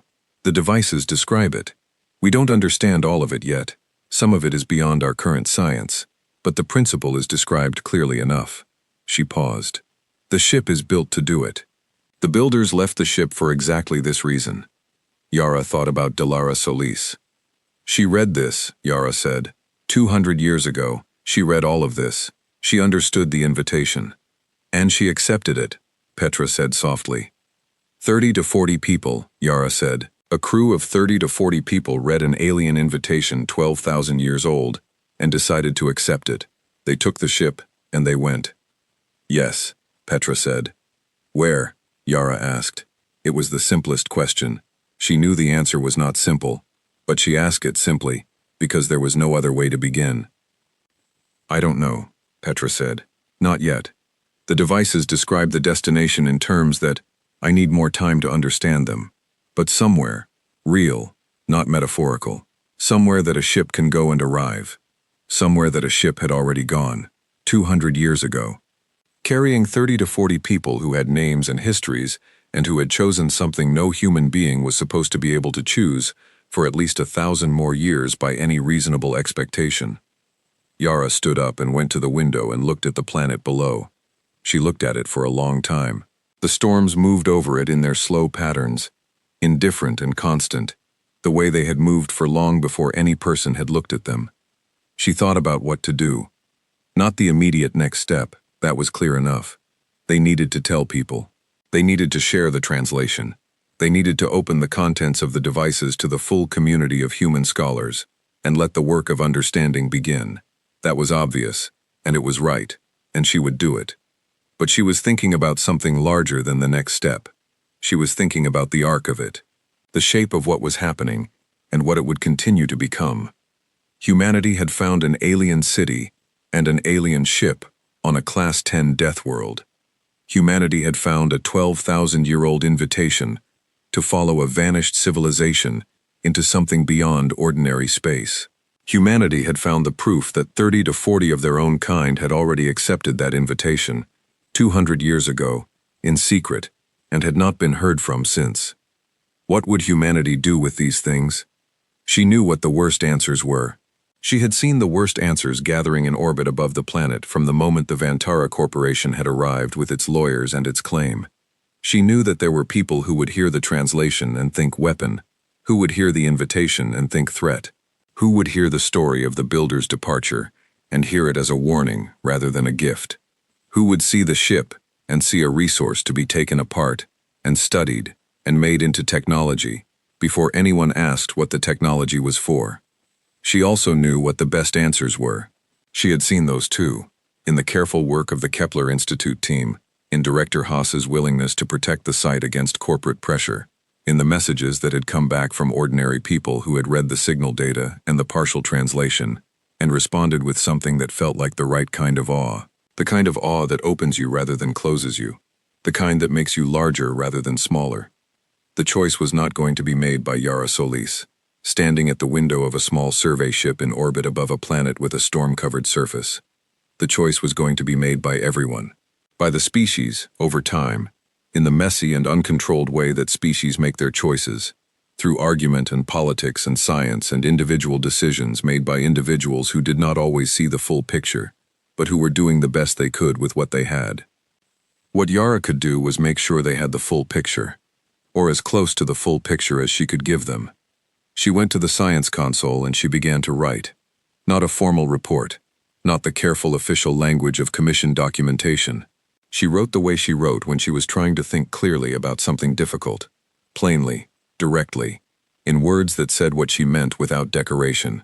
She wrote what they had found, and what the translation said, and what she thought it meant, and what the choice was, as clearly as she could. She wrote about the builders. She wrote about what they had done and why, inasmuch as the translation allowed her to understand it.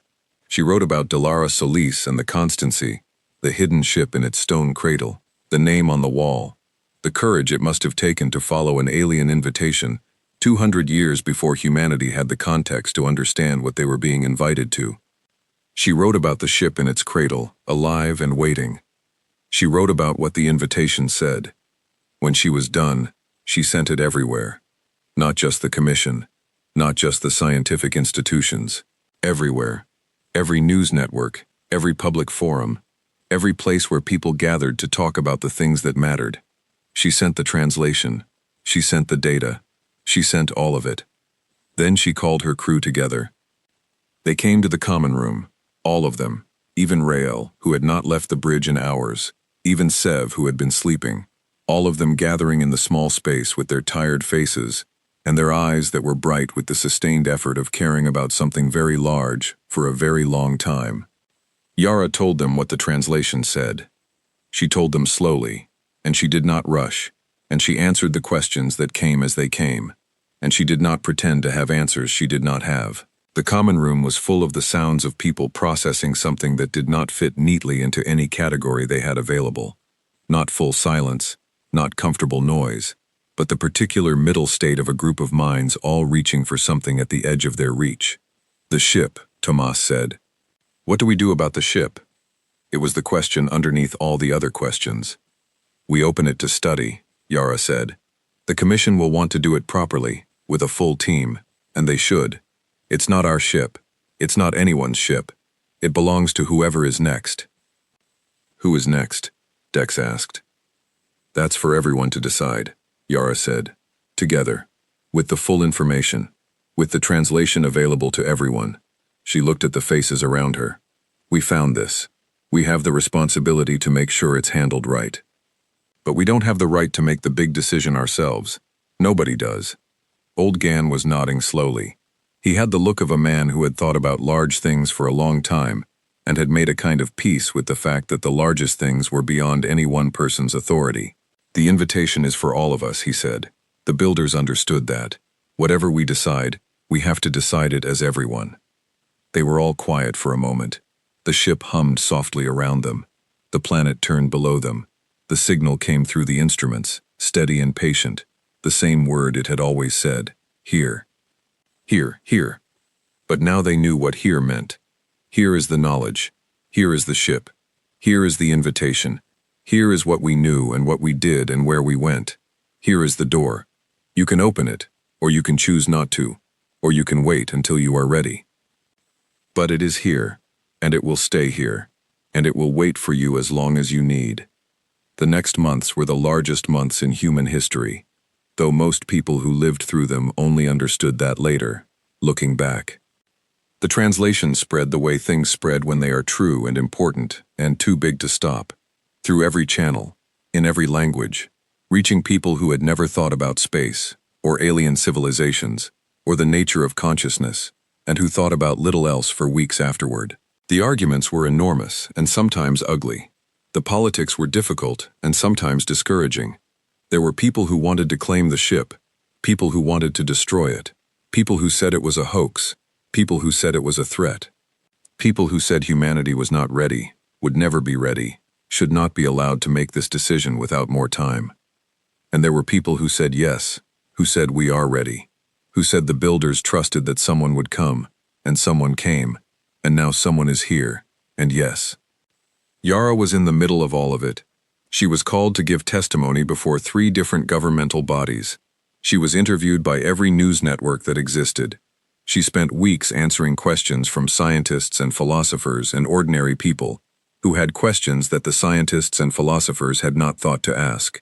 She answered as honestly as she could, as clearly as she could, and she did not pretend to know things she did not know. She went back to the planet many times. Each time, the underground city was a little more understood, a little more mapped, a little more translated. The Kepler Institute team grew from 6 people to 60, working carefully through the vast record that the builders had left behind. The spiral devices gave up their contents slowly, because understanding them properly took time, took the accumulated effort of many minds working together toward the same thing. The ship was studied, from outside first, then inside. Tomas was part of that team, along with engineers from 6 different institutions. They were careful. They were very, very careful. And the more they understood, the more they agreed. The ship worked. The ship was not a museum piece. The ship was maintained. The ship had been waiting. The decision took 3 years. Not one decision. Many decisions, made by many people in bodies and institutions in the complicated overlapping way that big decisions are made. But at the end of those 3 years, there was a shape to the decisions. There was a direction. Humanity was going to go. Not all of humanity. Not immediately. Not in one great leap that swept everyone along.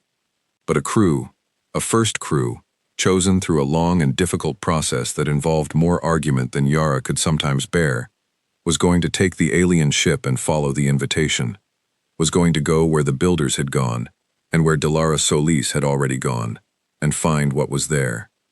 Yara was going to be on that crew. She had not asked to be. She had, in fact, tried to remove herself from consideration, on the grounds that she was a map maker, and not whatever this required, that there were better people for it, that she had already done her part in finding the place, and translating the invitation, and doing the work of making sure it was handled right. The selection committee had overruled her, citing the particular experience of having lived through the discovery, having built a relationship with the ship and the planet and the materials, and also citing, though they did not say it directly, that the ship had opened to her hand, that she had been the first one to touch it, that the ship, whatever it was built from and whatever it knew, had responded to her. She accepted the assignment on a morning in the 3rd year, sitting in a small office that was very far from the planet, looking out a window at a city rather than at stars. And she felt the same thing she had felt the first night she had heard the signal, that hand pressing gently against her ribs from the inside, that thing that was not fear, and not quite wonder, but was somewhere between the two. She called her crew first, not the crew of the alien ship, that was still being finalized, her crew, the people she had been with for all of this. She called them one by one, and she told them that she had accepted. Old Gan said he was glad, and that he wished he could come too, and that he was not going to pretend that the fact that he was 67 and not 40 was not the reason he was not on the crew, because he had never been a person who pretended things. He told her to go well and come back and tell him what it was like. His voice was steady when he said it, and Yara knew, because she knew Old Gan, that he had made his peace with staying behind, and that his peace was real. Tomas was already assigned to the crew. He had been selected as the engineering lead. He said he already knew, and that he had been waiting for her to call. Petra was also on the crew. Dex had been selected as communications lead. Rail was the pilot. Sev was the medical officer. The crew of the Arlen, together again, plus 40 more people, gathered from every part of human space, chosen for the particular combination of skills and temperament, and sheer willingness to step into the unknown that this required. On the day they went down for the last time before departure, Yara asked to go alone. She went down through the storms in the skip, alone, the way she had not gone since that very first morning. She landed on the dark surface, and she walked to the place in the rock, and she pressed her hand against it, and the green-white lines came alive, and the opening appeared, and she went down the steps for the last time, into the vast underground city, into the green-white light that was warm and patient, and had been here longer than everything she knew. She walked to the ship. She stood before it for a long time. The dark hull rose above her, absorbing everything, giving nothing back. The cradle held it carefully, the way something precious is held. The structures around it stood in their dim light, patient as they had always been, keeping their long watch over the thing in their center. Yara put her hand against the hull. The warmth was there, as it always was, the faint internal pulse, the sense of something deep inside that was awake and waiting. She pressed her palm flat against the hull, and she felt the ship's awareness. She would never know any better word for it than awareness, settle against her hand like a recognition, like a greeting. She did not try to speak to it. She did not know its language well enough for that, even after 3 years, but she thought she knew what it felt, in whatever sense a machine could feel. She thought it felt what a thing feels when it has been waiting for a very long time, and the waiting is almost over. She thought it felt something like readiness. "We're coming," she said aloud, in the silence of the underground city. Her voice sounded small in the vast space. It sounded human. It sounded real. She took her hand off the hull and she stood back, and she looked up at the ship one more time, this dark and patient thing from 12,000 years ago, this gift from a civilization that had believed that minds were not accidents, and that the universe was not empty, and that the right response to being alone was not to protect yourself from others, but to leave the door open, and the light on, and the invitation clear. She turned and walked back through the city, up the ramps, up the steps, out into the yellow-brown air of the planet's lower atmosphere. The skip was where she had left it. She climbed in and closed the hatch, and lifted off, and went up through the storms.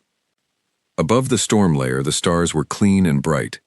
The Arlen was there, in its orbit, where it had been for the last 3 years, where her crew was gathered and ready. The ships of the Commission and the science teams and the protection perimeter were around it, and somewhere out there beyond the visible, beyond the signal's reach, beyond the map that humanity had drawn of itself and its territory, somewhere in the place where the builders had gone, and where Delara Solis had followed them, something was waiting. Yara brought the skip in through the Arlen's hatch and shut the engines down and sat for a moment in the pilot's seat in the quiet of the closed shuttle bay. She was not afraid.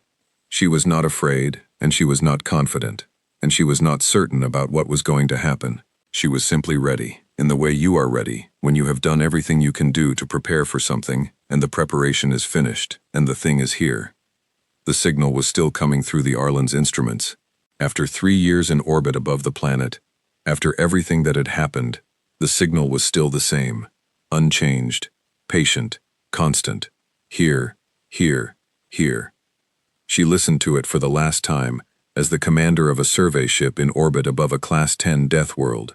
She listened to it and she remembered the first time she had heard it, the cold soup, the running feet of Dex Pharaoh, the numbers that nobody believed, and she thought about how long and how far a road could be between hearing something and understanding it.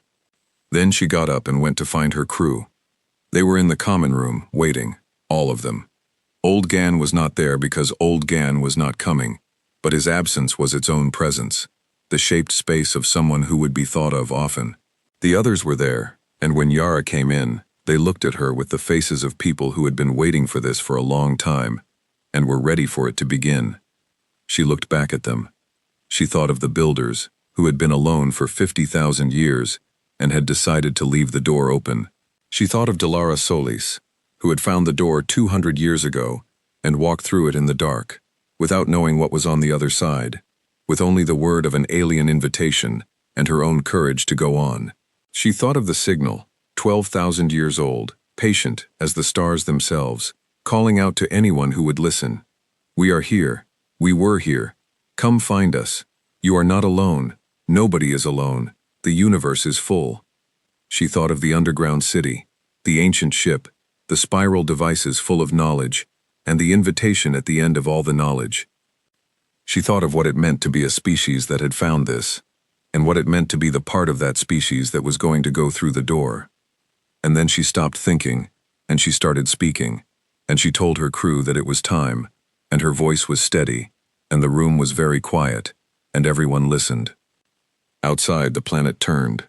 The storms moved. The signal continued its long calling. The alien ship sat in its ancient cradle, maintained and ready, waiting for the first human crew to board it and take it where it had always been meant to go.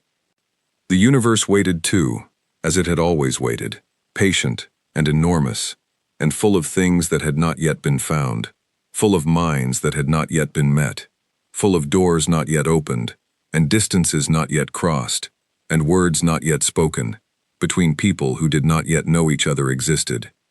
The invitation stood, and Yara Solis, who had been a map-maker of quiet corners of explored space, who had eaten cold soup in a small kitchen, and heard a number nobody believed, and changed course, was going to answer it. She walked back to the bridge, and she sat in her chair, and she looked out at the stars, and she put her hands on the controls, and she began.